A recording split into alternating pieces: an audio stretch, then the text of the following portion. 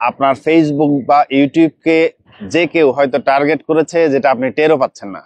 চলুন আমি শিখিয়ে দেই কিভাবে বুঝতে পারবেন যে আপনার ফেসবুক কেউ টার্গেট করেছে, সেটা হ্যাকিং করার চেষ্টা করছে। আপনাকে এক ধরনের মেসেজ পাঠাইতে পারে, অথবা সেটা আপনার হোয়াটসঅ্যাপে পাঠাইতে পারে। কি পাঠাইতে পারে? এক ধরনের লিঙ্ক দিবে, যেখানে আপনি অপরিচিত একটা নাম্বারের লিঙ্ক দেখেন, দেখতে পাচ্ছেন, দেখেন লেখছে পান, মানে আপনি পাবেন গেট, তারপর একটা লিঙ্ক দিয়েছে।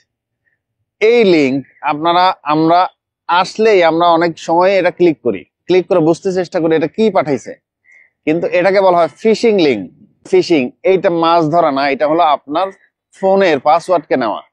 এই ফিশিং লিঙ্কে ক্লিক করলে হয়তো তখনই আমার এই ফোনের যেটা পাসওয়ার্ড, আমি যেটা সুরক্ষিত গোপনে রেখেছি, সেইটা সে নিয়ন্ত্রণ নিবে। এই ফিশিং লিঙ্কে ক্লিক করা থেকে বিরত থাকুন।